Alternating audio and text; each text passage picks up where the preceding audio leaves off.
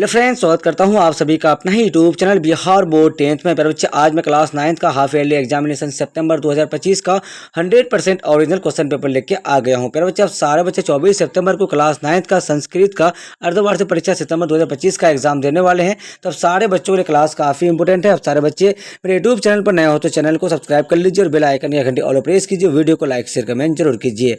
अब सारे बच्चे मेरे व्हाट्सअप ग्रुप से नहीं हुए हैं तो मेरा व्हाट्सअप नंबर है 9262838329 पर अपना नाम लेकर मैसेज कीजिए। अब सारे बच्चों को व्हाट्सएप ग्रुप में ऐड कर लेंगे और ये वाला पीडीएफ भी आपको व्हाट्सएप ग्रुप में मिल जाएगा।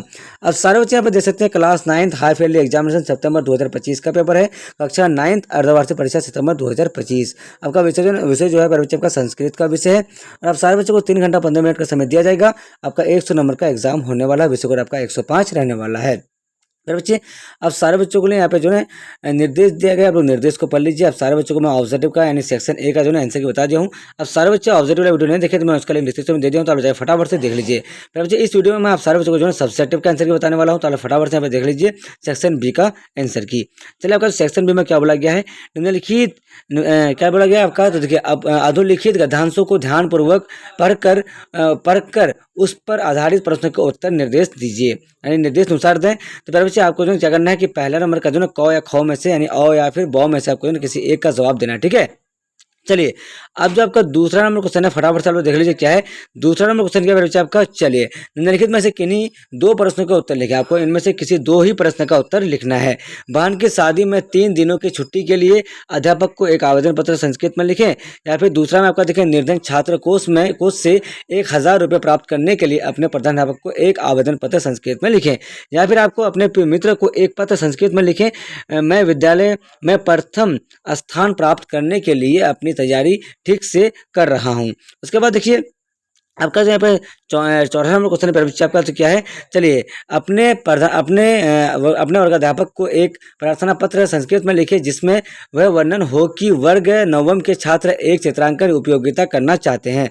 उसके बाद देख लीजिए बच्चे आपका जो नेक्स्ट क्वेश्चन है आपका, चलिए 3 नंबर क्वेश्चन क्या, निम्नलिखित अधोलिखित में से किसी एक विषय पर 7 वाक्यों में अनुच्छेद संस्कृत में लिखे। ग्रीष्म ऋतु, मम विद्यालय, हिमालय, गंगा नदी, doctor Rajendra Prasad. 4 number question क्या आपका, निम्नलिखित में से किसी 6 वाक्यों को अनुवाद संस्कृत में करें, यानी वहां मत जाओ तब क्या हुआ, मेरे साथ चलोगे, मैं वहां नहीं जाऊंगा, सीता राम की पत्नी थी, उसके बाद लक्ष्मण छोटा भाई था। ये सब कुछ ना आपको संस्कृत में लिखना है। ठीक है मेरे बच्चे, चलिए 5 नंबर क्वेश्चन क्या आपका, अधोलिखित में से किन्हीं 8 प्रश्नों का उत्तर दें। कौन नहीं डरता है, क्यों नहीं डरता है, वेद के कितने अंग है, सभी अंगों को लिखें। धातु कितने प्रकार के होते हैं, उनके नाम लिखें। संस्कृत काव्य में नदियों के वर्णन का क्या उद्देश्य है। ज्ञान पाठ क्या बोला गया है कि ज्ञान, चलिए उसके बाद देखिए आपका क्या बोला गया है कि ज्ञान भार क्रिया बिना क्या संदेश देता है। चौथे युवक ने क्या कहा। उसके बाद देखिए सत्संगति से क्या होता है। मनुष्य रूप में पशु के समान कौन लोग है। भोजपुर मंडल में कौन नेतृत्व है। उसके बाद मिथिला के 5 नेतृत्व के लिखें। रोजा खोलने का तरीका क्या है। ईद के पर्व में मुसलमान लोग क्या करते हैं। ये सब आपका जो क्वेश्चन है। चलिए उसके बाद यहाँ पे आप लोग आंसर के देखिए फटाफट से प्यारे बच्चे। अब सारे बच्चों को जो है आपको गद्यांश का आंसर खुद से लिखना है प्यारे बच्चे, आपको पढ़ के वहां से फटाफट से लिख देना है। तो आप सारे बच्चे मेरे यूट्यूब चैनल पर नए हो तो चैनल को सब्सक्राइब कीजिए और बेल आइकन या घंटे ऑल प्रेस कीजिए। वीडियो को लाइक शेयर कमेंट जरूर कीजिए।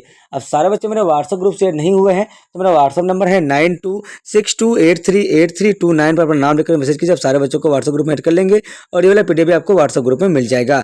चलिए आप लोग यहाँ पे फटाफट से देख लीजिए क्या है। चलिए निर्धन छात्र कोष से 1000 रुपये प्राप्त करने के लिए अपने प्रधानाध्यापक को एक आवेदन पत्र संस्कृत में लिखे। सेवा में श्रीयुत प्रधानाध्यापक पटना कॉलेजिएट स्कूल पटना द्वारा वर्ग अध्यापक।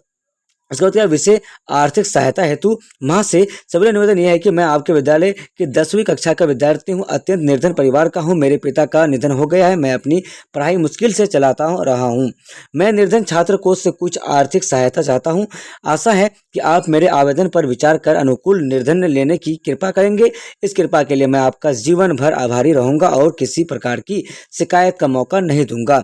धन्यवाद। दिनांक 17/3/2025। आपका आज्ञाकारी छात्र जाकिर हुसैन, क्रमांक 5। आपको सारा कुछ लिख देना है। ठीक है, चलिए उसके बाद देखिए दूसरा नंबर क्वेश्चन क्या आपका, दूसरा का तीसरा, अपने मित्र को एक पत्र संस्कृत में लिखें कि विद्यालय में प्रथम स्थान प्राप्त करने के लिए अपनी तैयारी ठीक से कर रहा हूँ। सेवा में प्रधानाचार्य डॉन बस्को विद्यालय। विषय विद्यालय के सांस्कृतिक कार्यक्रम में प्रतिभाग के लिए प्रार्थना पत्र। प्रिय प्राचार्य महोदय, मैं प्रेरणा भवानी 10वीं कक्षा की छात्रा हूँ। मैं आपसे विनम्रता पूर्वक अनुरोध करती हूँ कि मुझे हमारे स्कूल के आगामी संस्कृत कार्यक्रम में भाग लेने का मौका दें। मैंने इस कला में महत्वपूर्ण कौशल प्राप्त किया है और मुझे विश्वास है कि इस कार्यक्रम में सक्षम रूप से भाग ले सकता हूँ। मुझे पता है कि ये मेरे लिए बहुत महत्वपूर्ण वर्ष है और मुझे अपनी पढ़ाई पर ध्यान देना चाहिए, लेकिन इसमें मुझे अपनी पढ़ाई पर बेहतर ध्यान केंद्रित करने में मदद मिलेगी, क्योंकि मैं उन पर अधिक ध्यान केंद्रित कर पाऊंगा। रन यह है कि यह कार्यक्रम मुझे पूरी तरह से रिलैक्स करने में मदद करेगा। मैं आपसे अनुरोध करता हूं कि मुझे इस कार्यक्रम में भाग लेने का मौका दें। तीसरा देखिए, गंगा नदी क्या है? तो गंगा भारत से एका महादी अस्थि भारतवर्षीय सर्वासम नदीना नदीना गद्दा श्रेष्ठ अस्थि अस्या पवन तते विशाला नृत्य स्थिता यथा हरिद्वार प्रयाग वाराणसी पाटलिपुत्री वादी।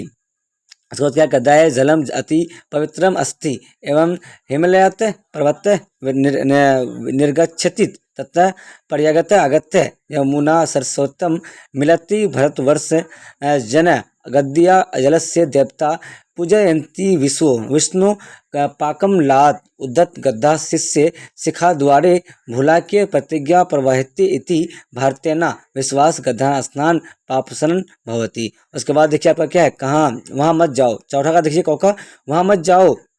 एक वाक्य जिसका मतलब है कि वहाँ जाने से बचना चाहिए। तब क्या हुआ का संस्कृत में अनुवाद होगा तद नंतरन किम भवती, मेरे साथ चलोगे, तुम मेरे साथ चलोगे का संस्कृत में अनुवाद होगा तम्पी मया सह अगच्छतु, मैं वहाँ नहीं जाऊँगा। इसका संस्कृत में अनुवाद क्या होगा? अहम तंत्र गमिष्यति।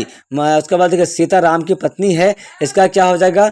तो रामस्य भारवा अस्तित्व। उसके बाद देखिए आपका लक्ष्मण छोटा भाई था, तो राम लक्ष्मण ने अनुज अस्थि। उसके बाद कौन नहीं डरता है? क्यों नहीं डरता है? जो व्यक्ति अपने ज्ञान और अनुभव पर भरोसा करता है, ये नहीं डरता है। उसके बाद देखिए आपका 5 नंबर का वेद कितने अंग हैं? सभी अंगों के नाम लिखिए। तो सनातन धर्म में 4 प्रमुख वेद है, समावेद, अर्थवेद, यजुर्वेद और ऋग्वेद। वेदों के अध्ययन को स्नान बनाने के लिए 6 अंग सदंग है, जिन्हें वेदंग कहा जाता है। वेदंग के 6 अंगों में शिक्षा, कल्प, अनुष्ठान, व्याकरण, निबंध, छंद और ज्योतिष शामिल है। उसके बाद देख लीजिए आपका क्या है? चलिए 5 नंबर तो क्वेश्चन पर बच्चे क्या है?